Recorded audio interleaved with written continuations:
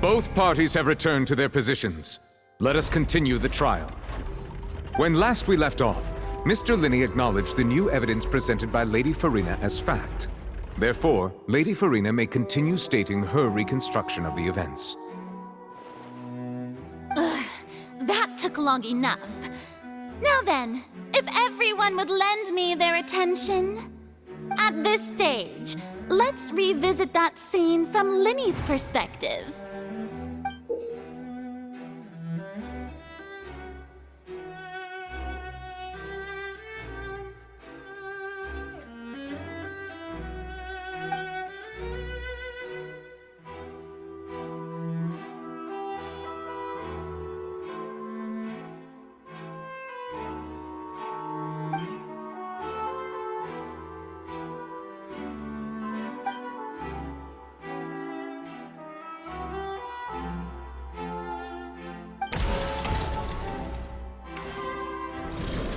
Countdown began, he entered the tunnel.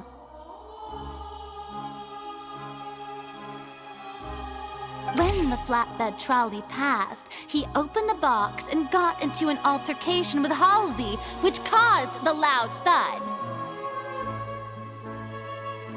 He did not realize that the sound could be heard by everyone in the opera house, which is why he claimed earlier that he could not hear the sound. Finally, he used the vase to knock her out, before making her change clothes to prevent others from recognizing her. At this time, Cowell arrived in the tunnel, having heard that strange noise, and caught Linney red-handed.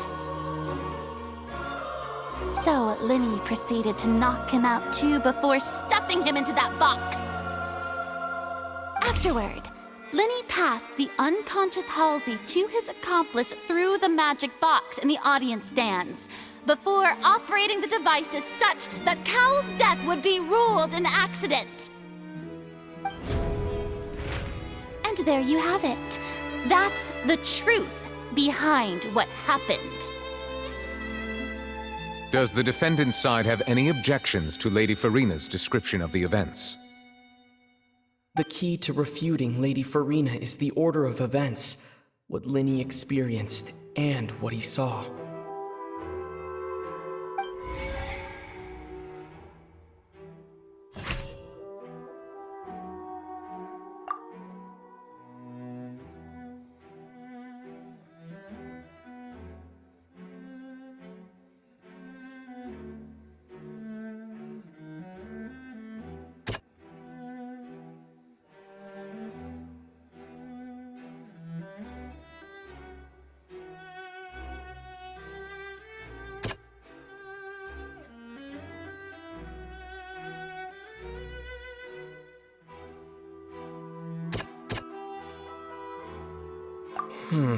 Seems this won't produce a particularly effective rebuttal.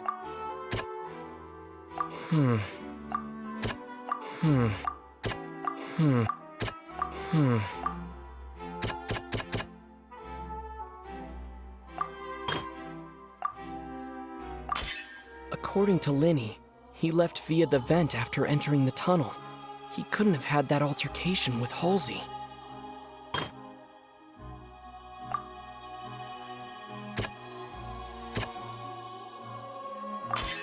Linney went to the room that contains the Oratrice's core.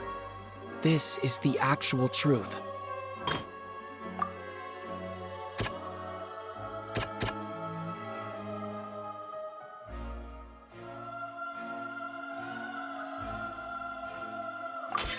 Linney did not take part in the underground altercation. He only witnessed traces of the aftermath. Attention! Ace Detective Paimon has something to say! When the countdown started, Linney did indeed go into the tunnel. But he immediately used a vent to access the Opera House basement, which is where the underground core of the Oratrice is stored. Once he reached that area, he heard a voice in what should have been An empty room. Since he felt something was amiss, he returned immediately. The crime scene had already developed by the time he reached the tunnel again, and in order to complete the magic trick, he did not remain there for any length of time. Finally, he reached the surface, and that was when the accident happened from his point of view. Therefore, he's innocent!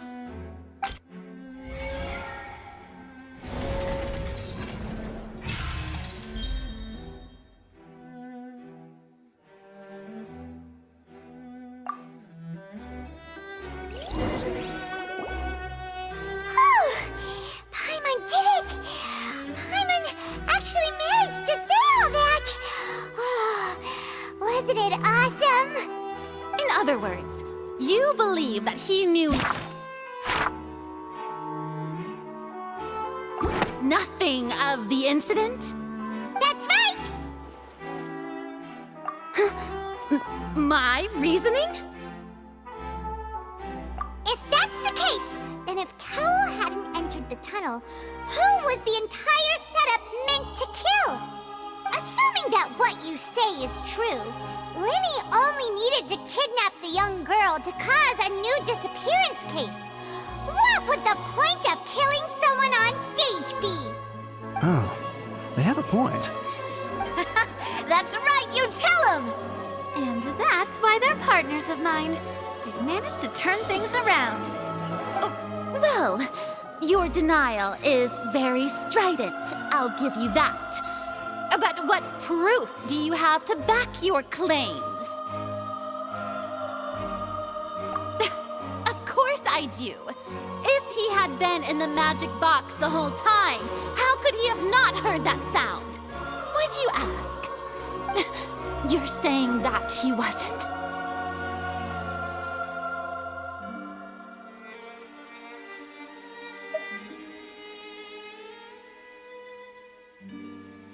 That's right! Linny wasn't in the box or in the tunnel. That's why he didn't hear anything strange during the performance. This means that when the crime happened, Linny had already entered the basement via the vent. The same clue you used to disprove his alibi has now become the best proof! How do you like that? Well played. To think you'd use such logic. Well then, if it wasn't Linny who committed the crimes, then who was it?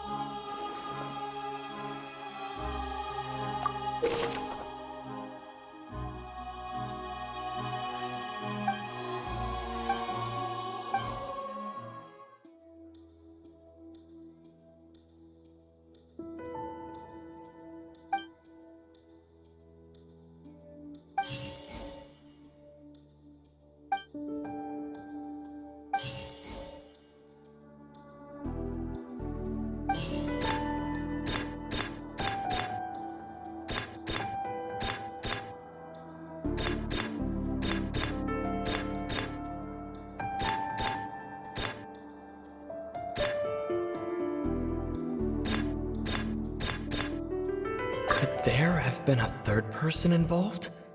Is that really a possibility? Halsey is the missing person and an ordinary audience member. Or did she have her own scheme all along? The deceased's name is Cowell, Linny's assistant. He would have been able to tamper with the equipment.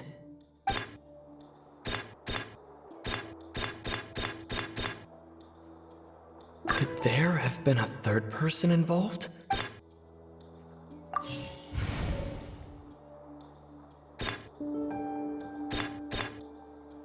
The deceased's name is Cowell, Linny's assistant. He would have been able to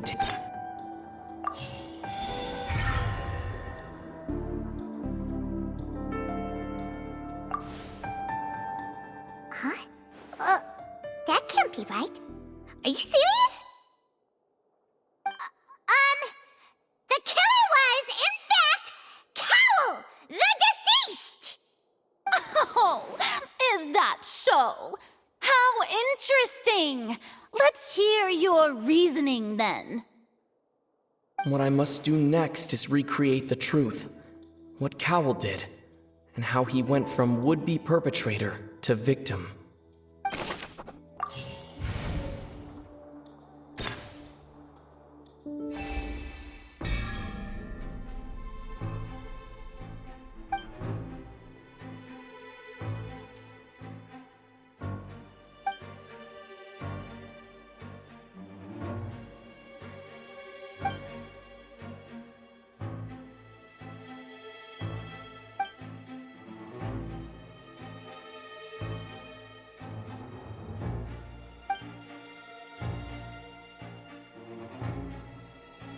What's wrong, Traveler?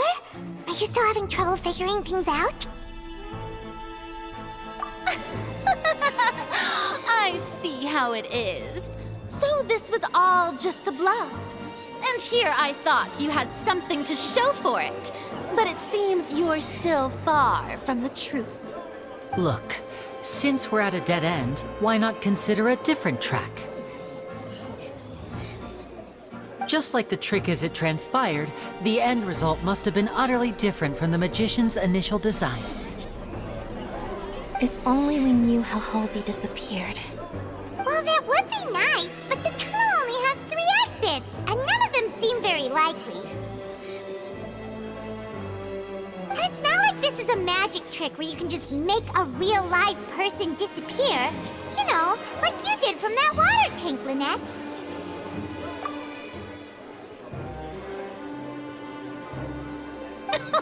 Excuse my interruption, dear opponents, but do you not see that the crowd is growing impatient?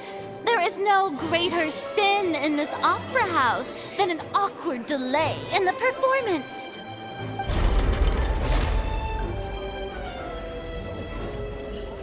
If the defense is unable to make further effective arguments, we will move on to the next stage of the trial.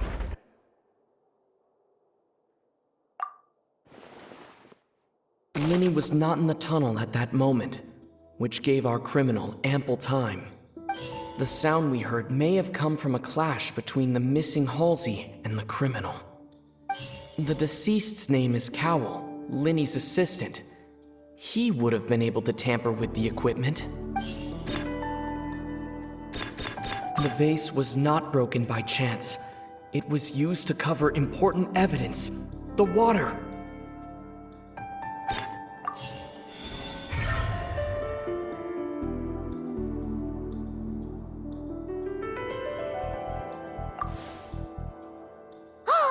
Paimon gets it! It all comes together if Halsey disappeared instead of being kidnapped. Lynette escaped from the water tank, vanishing gradually and leaving only clothes behind. If there's a similar method where a person could be transformed into water... Just a moment, please. I do hope you know how preposterous you sound at the moment. How could a person ever be transformed into water? This is reality we're talking about here, not some magic trick. Must we really? I should think that of anyone. Your friend Linny already knows this truth very well. Magic tricks are ultimately just illusions and misdirection. But Halsey's disappearance is very real. We're talking about 2 completely different things. Even so, I trust the Traveler's judgment. The truth must be out there somewhere. Perhaps some new line of reasoning may open if we try to gather all the focal points that don't make sense. Since Cal was the deceased, we haven't placed much attention on him. But given that we aren't making much progress with the case, it wouldn't hurt to have a look at his belongings, would it? People really do come up with all sorts of harebrained schemes when at the end of their rope. The way I see it, your suggestion that we broaden the scope of our investigation is nothing but a tactic for stalling the trial. Nevertheless, I believe that this is a reasonable request on the part of an attorney. Since the trial does indeed appear to be at an impasse, I believe that additional evidence may help us make more progress. Guards, please step into the lounge and examine the personal effects of the deceased Cowl. We are still examining the items, but we have already made critical progress that we feel must be shared with everyone post-haste. We discovered several test tubes of fluid within Cowl's baggage, each labeled separately. The notebook in his backpack claims that these fluids are water from the primordial sea. The primordial sea. The note's contents also indicate that Cowl belonged to an organization that sells illegal drugs and that he had an accomplice. The notebook has many entries concerning safe usage of these fluids, in which the keyword dissolve appears many times. One of these tubes was labeled Opera Epiclese, along with yesterday's date. It is empty. The notes also state that these dissolution properties work exclusively on people from Fontaine.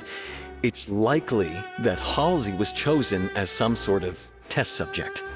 As such, we believe that the defense's hypothesis is, in fact, supported by sufficient evidence. You've got to be kidding! People dissolving into water? Could something so ridiculous actually be true? Wait a moment. This reminds me of a certain prophecy, but it's just a coincidence, isn't it? If people can become water, does that mean that the water tank's real use was as a means to hide water stains? And if Cowl was targeting that girl... Wait just a minute. Could that mean... You two, with me, quick! Demoiselle, wait! What about your partners? Let's go. Just trust me. Order! Order! It is undeniable that further examination of the deceased's personal effects has yielded some surprising results, but we cannot yet verify the veracity of these clues. Still, let us assume that these clues are indeed authentic, albeit with the understanding that Ms. Halsey has yet to be found. Guards, please continue examining the items along these lines. Mr. Linney, it appears your hypothesis is supported by the evidence, so please continue speaking. Of course. Thank you, Your Honor. If we uphold this hypothesis, I believe that many of this case's seemingly unrelated clues can be connected together. Right! Like the metal hook! That one didn't make sense at all. Let's think about this. Cowl's methods must have something to do with that water from the primordial sea.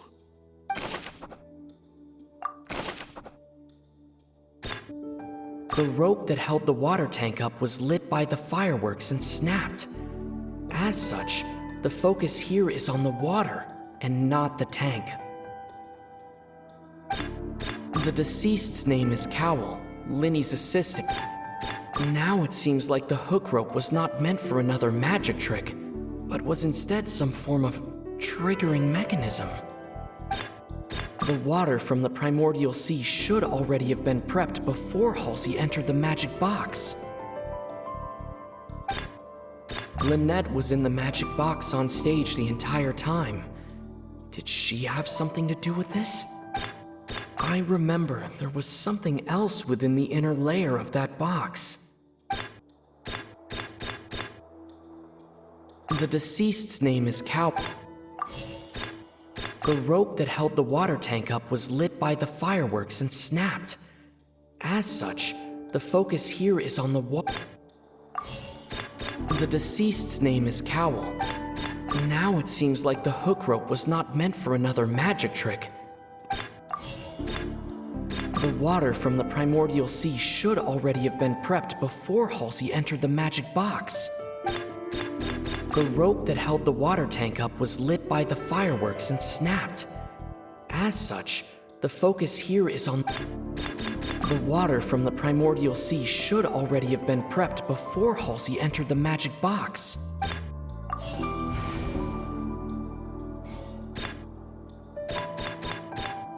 The water from the primordial sea Now it seems like the hook rope was not meant... The rope that held the water tank up...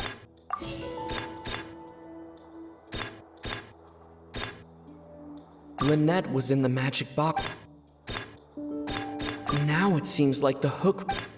I remember there was something... The water from the primordial...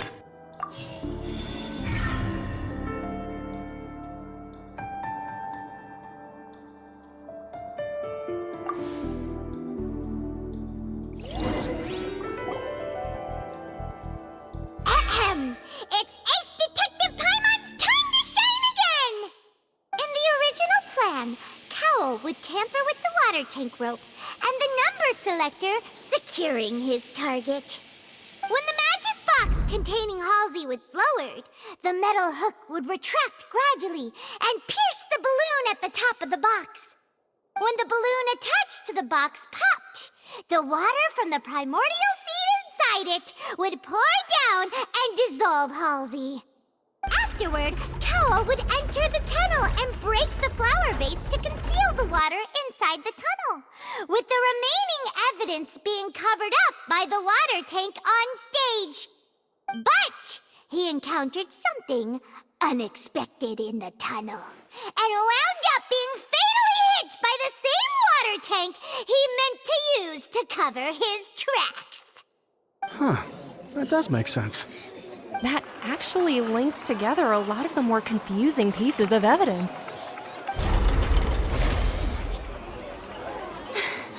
Oh dear, what do I do? Even I think they sound convincing now. Have I falsely accused an innocent person? What a humiliation. Now, it seems like the only point of contention remaining is the exact circumstances that led to Cowl's death. His notes mentioned he had an accomplice who could be related to the situation. On that note, the guards have just contacted me indicating that they uncovered new evidence. I shall now invite him on stage to share it with us. Thank you, Your Honor. We were just inspecting the luggage of the other people involved in this case. And we found an identical sample of the water from the primordial sea among Linny's personal effects. What? That can't be. Oh, I see. Well, how wonderfully comedic to have your own counterattack only to come back and wound you. Does this not clear all doubt? My dear citizens, my loyal audience, allow me to present my reasoning and bring this performance to a swift close. Linny did not need to take part in the dissolution of the young woman at all. Indeed, he did leave the scene via the vent. Having made modifications to the props beforehand, his accomplice Cowl then caused Halsey to vanish using the water from the primordial sea. But upon his return, in cruel avarice, Linny desired sole credit and prepared to do away with his partner in crime. Ultimately, he knocked Cowl out, and the tool meant to cover the crime up also became a murder weapon. Now, as much as I regret having come to such a viciously straightforward conclusion, it does seem that the famed Fatui is quite the cold-blooded and ruthless organization.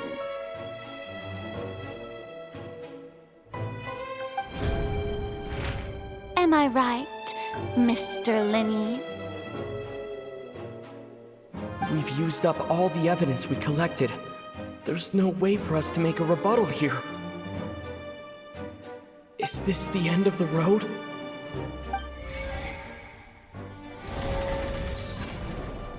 Oh no! Paimon can't think of anything either. It doesn't look like there's any way around this. Seems using the water as new evidence was too good a move. Why did this have to happen now? I think we've all seen enough now, and we have ample witnesses to my flawless reasoning. I I believe this is indeed the finale. Now then, my good, noble Chief Justice, should we not, in your view, Excuse me, everyone, but I must interject. Miss, I must ask you not to shout, and to respect the ongoing legal proceedings. Oh, come on. Don't be hasty. I have a good reason for interrupting, you know. Now, would anyone here like to take a little break from all this debate and see a little magic? I'll show you an amazing trick. One that can bring a young woman who has disappeared back in the flesh, right before your very eyes. Please, do the honors, Mr. Linney, if you would be so kind. What in the world is she saying? No offense, miss, but miracles like that are beyond my scope as a magician.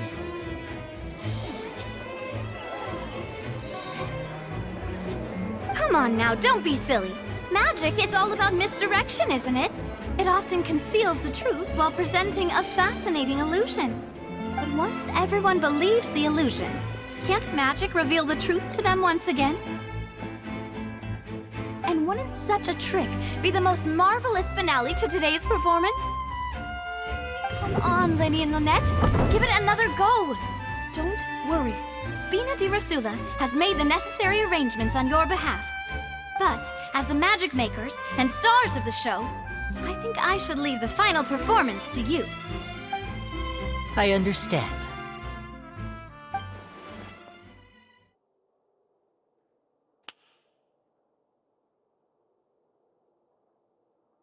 And voila!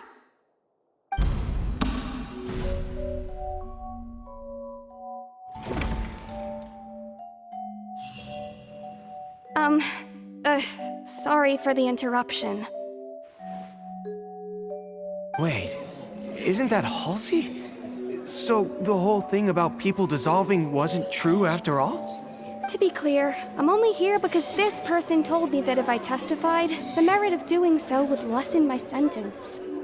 I was hiding outside this room listening to the proceedings because I was afraid that I would be the one put on trial. I was just feeling happy that no one had noticed me, and then before I knew it, she caught me.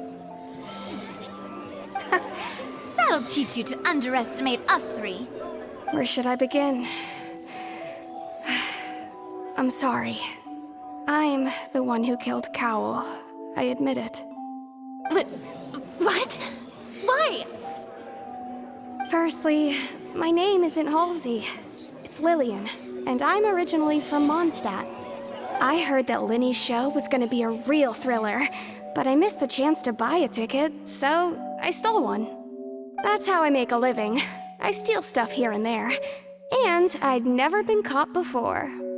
But I was noticed at the harbor a few days ago, and I barely got away.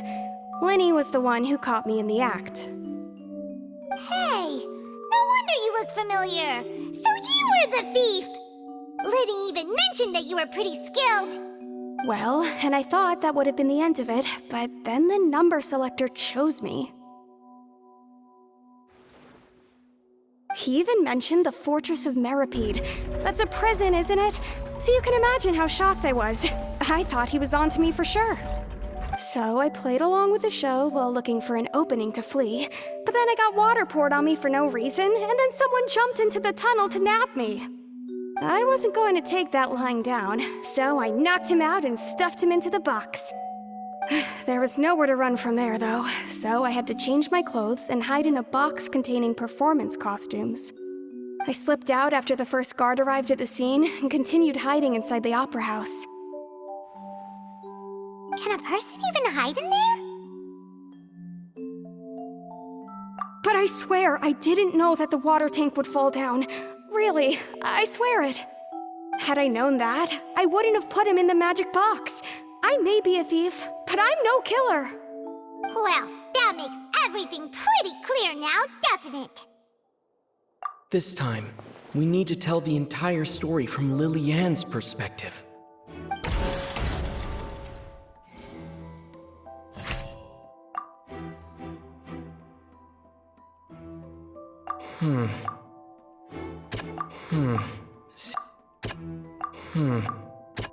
The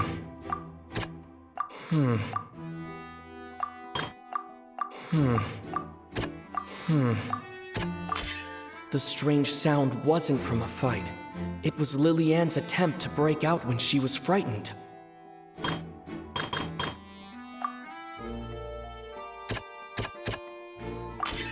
The flower vase was not broken to cover anything up, but was smashed during the struggle between Lily-Ann and Cowell.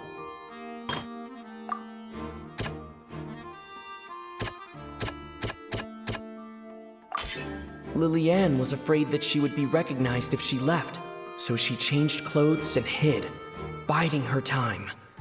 Just what one might expect of an experienced thief. And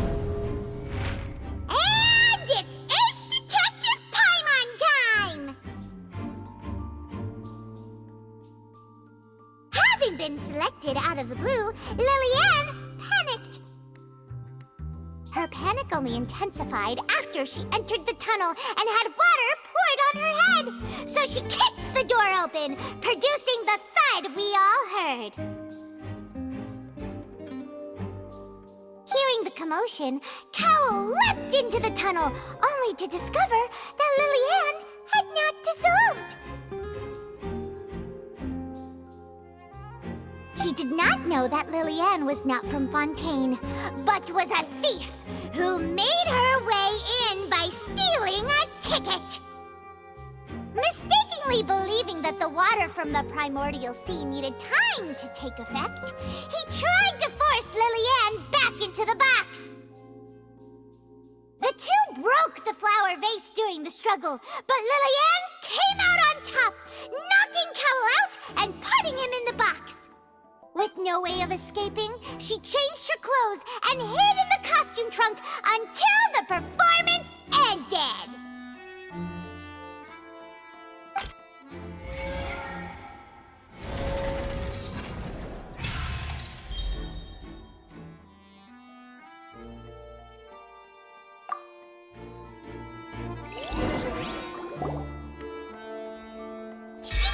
That she would have to go through guard inspection if she tried to leave afterward.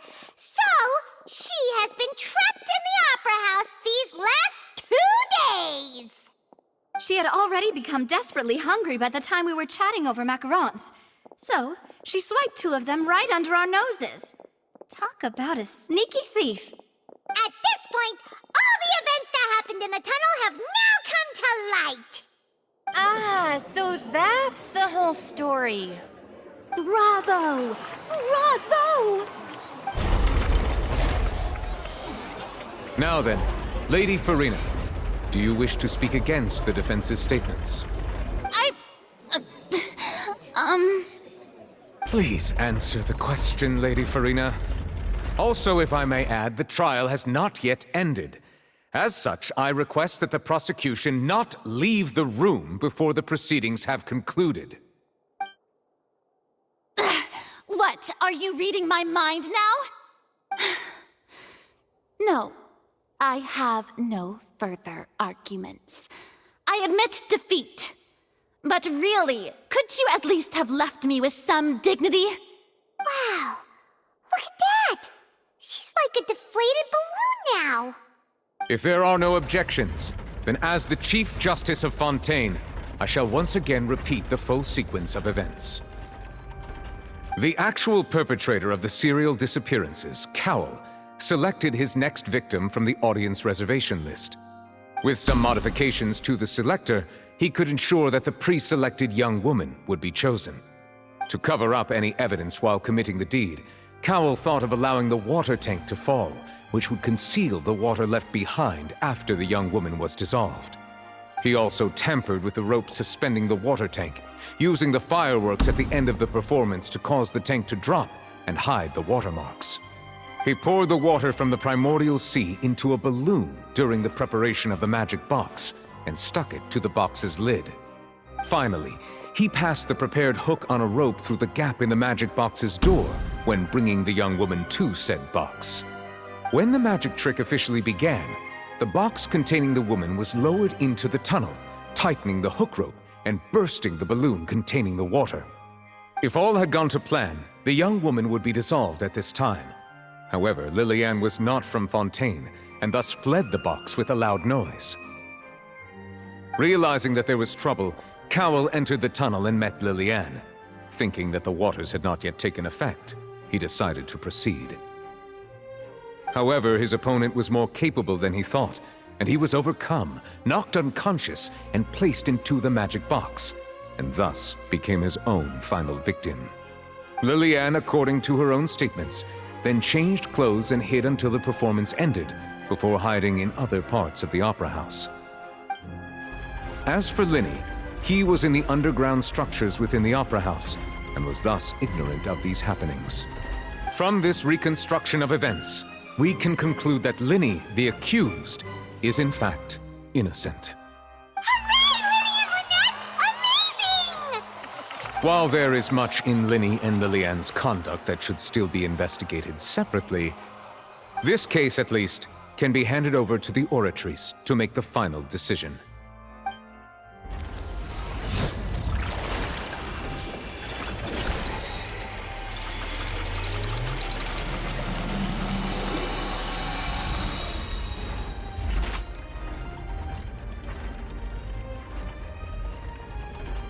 As such, Linny and Lynette are officially declared not guilty.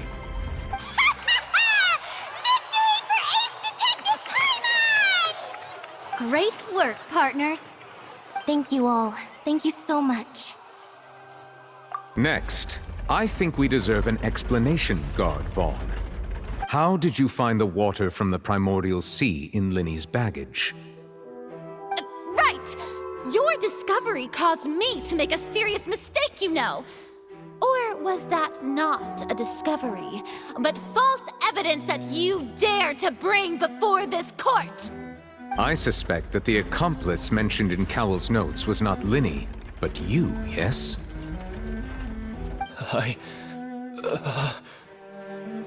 I'm sure you know what you must do to lessen your sentence. Speak quickly! Unless you want to earn yourself a one-way ticket to Coupon Town.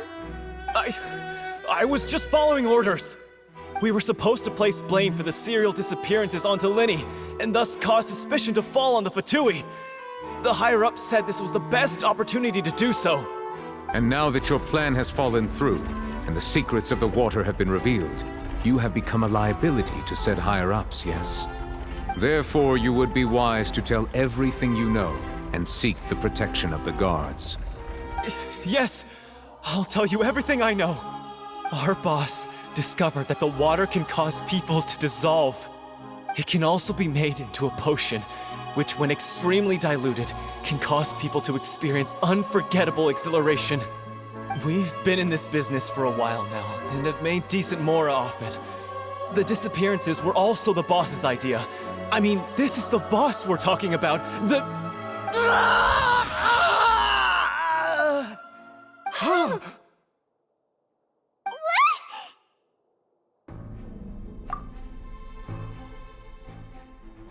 And now he can no longer talk.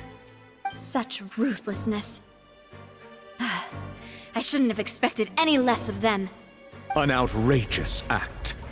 All present, please submit to inspection immediately.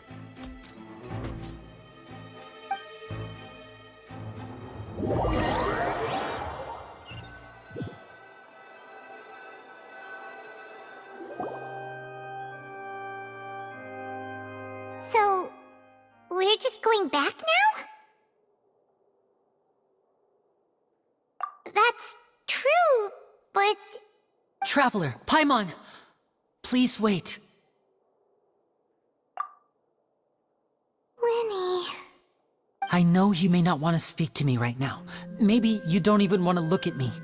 But still, let me thank you again for defending me to the end, even after you learned that I'm a member of the Fatui. I guess. But regardless, I'd like the opportunity to set things straight. I didn't approach you with any ulterior motives or ill intent. I've spoken to you as myself, just plain Linny this entire time. As for why I'm a Fatus, it's because the goals of the House of the Hearth align with those of an orphan like me. That's all. That was how Father, who you might know as the Knave, approached recruiting us back then too. The Knave? The one who controls the House of the Hearth? She's your father? That's right. And since we're here, I was wondering, would you mind hearing a story? It's about my past. Back when our parents first died, Lynette and I were left wandering the streets. To survive, I took to surreptitiously observing an older street performer who did magic. It took me several days to figure out how he pulled off his amazing tricks. I took my sister through several streets until we found a crowded corner, and we began to perform magic tricks there.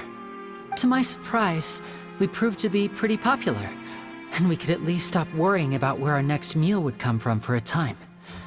But I didn't want my sister to remain a street rat together with me forever. Before long, an aristocrat came to me and claimed that he wished to take us in after watching my performances.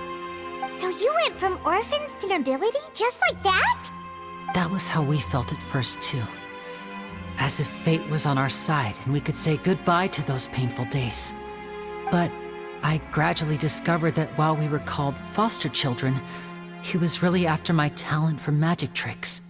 He would constantly take me to all sorts of banquets to garner attention, which he would then use to expand his social circles. That doesn't seem too bad either. Better than roaming the streets at any rate.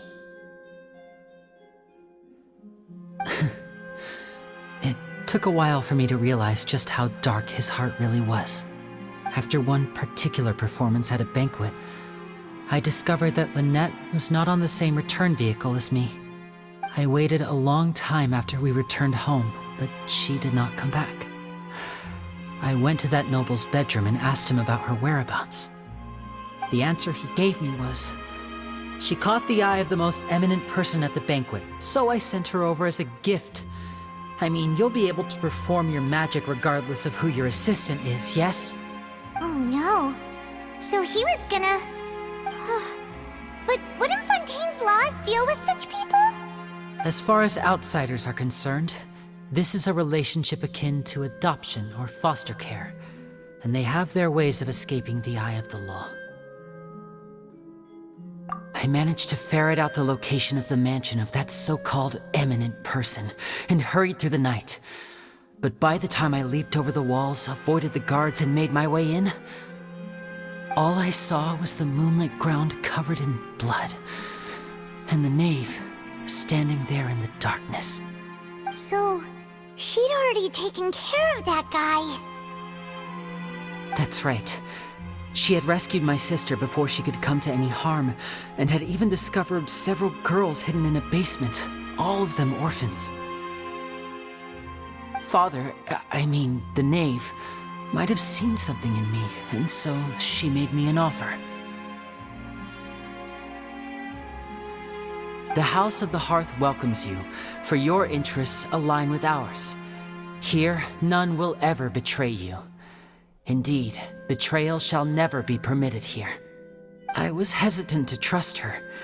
I mean, I had just been betrayed by nobles. But she was also quick to destroy the noble who had taken us in at first, giving us back our freedom. Oh, so that's how the two of you joined the House of the Hearth.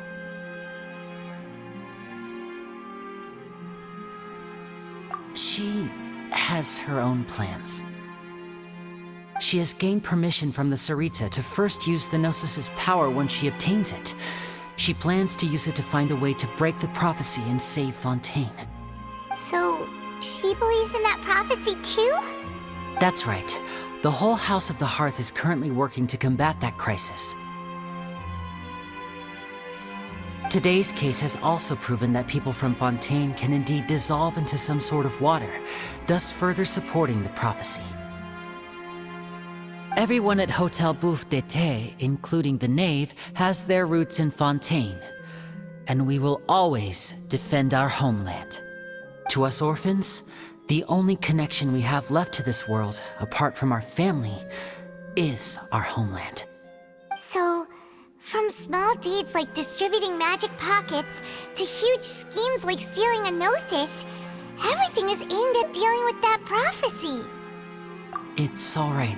I understand. The only thing I can do is relate all this to you. I just hope you can understand that even as a member of the House, I have never stopped making my own decisions, and that I believe what I'm doing is right. If you should need anything at all in the future, feel free to find me. I will do my best to help you, as plain Linny.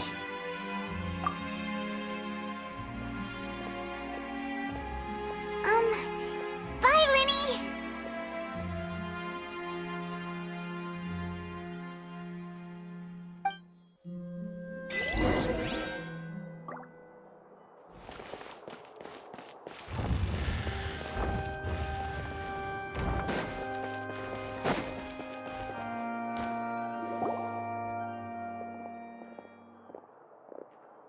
Hey there!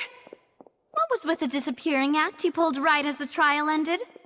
Were you looking for us, Navia? Well, this whole thing isn't exactly over, is it? I do feel that we're getting closer to solving the serial disappearances case, though. Don't you think so, too? Huh? What's wrong, my dear partner?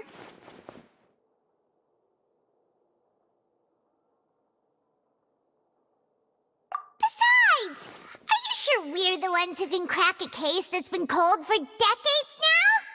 And given that there's new evidence from the trial, there should be a trail of breadcrumbs for the Hydro Archon's people to follow now, right? Ah. I see. Well, I won't lie. I'm a little shocked to hear that from you. But I suppose you are just travelers who have only arrived in Fontaine after all. Sorry. I might have been too presumptuous. Don't say that, Navia. Ah, and we were having so much fun investigating with you, too. It was like having new waters flowing into a stagnant mire, causing new hope to spring forth, and the reflection in the murk to become clearer. Well, sorry about that. I'm a bit prone to nostalgia. Don't mind me. Wait, shall we have a farewell meal? You know, to commemorate our time as partners? Huh? Do we really need to get that formal? Well, guess you really did treat us as partners, huh? Well, I'd just like to have a proper ending to every important memory. That way there are no regrets later. Anyway, it would just be a meal, so it shouldn't take up too much of your time. You don't have to twist Paimon's arm. If Boss Navia's treating, count Paimon in! Oh, wonderful! In that case, why don't we return to the Court of Fontaine and head to the Hotel de Boer? I believe we'll make it just in time for dinner. All right then, let's have our